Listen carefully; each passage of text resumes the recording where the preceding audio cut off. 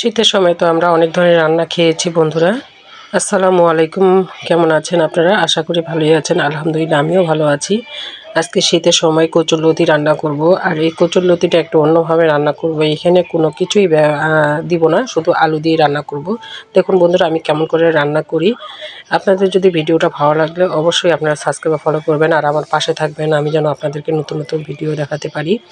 দেশি আলু কুচি করে কেটে নিয়েছি আর কচুরলতি নিয়েছি। আজকে একটু নতুনভাবে রান্না করার চেষ্টা করছি, আপনাদের সাথে শেয়ার করব।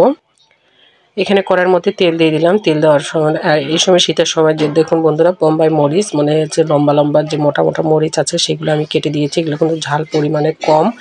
আর দিয়েছি রসুন কুচি আর দিয়েছি পেঁয়াজ কুচি। সাধারণত ভাই বোনেরা সবাই রান্না করতে পারেন, যারা নতুন রাঁধুনি রান্না করতে পারেন না তারা এভাবে ফলো করবেন, অবশ্যই আপনারা রান্না করতে পারবেন। খুব সহজে অল্প উপকরণ দিয়ে রান্নাটা করা যায়। এখন পেঁয়াজ মরিচগুলো হালকা করে ভেজে নিব, আর এর মধ্যে দিব হলুদ আর স্বাদ মতো লবণ। আর হলুদটা এই যে তেলের মধ্যে দিলে হলুদের কালারটা যে সুন্দর হয়, যে ভাজা যায় আর হলুদের কালারটা সঙ্গে সঙ্গে টকটকা হয়ে ওঠে, দেখতে ভালো লাগে, খেতেও ভালো লাগে। এখন অনবরত একটু নেড়ে যাব। এখানে বন্ধুরা কোনো পানি ব্যবহার করব না, এই যে লতি থেকে যে পানিটা বের হবে সেটা দিয়ে রান্না করব। হালকা চুলার আঁচটা এখন একটু দেখুন বন্ধুরা কতটা পানি বের হয়েছে।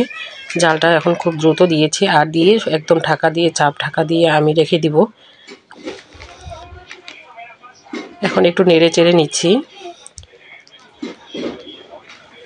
নেওয়ার পর বন্ধুরা আবার কিছুক্ষণের জন্য ঢাকা দিয়ে রেখে দিব। একদম চুলার আঁচ আমি নিভিয়ে দিয়েছি। আর দেখুন বন্ধুরা একবারে পানিটা টেনে নিয়েছে। এখন আবার একটু নেড়ে চেড়ে দিচ্ছি, আর এই চুলার আঁচে আমি কিছুক্ষণের জন্য বসিয়ে রাখবো।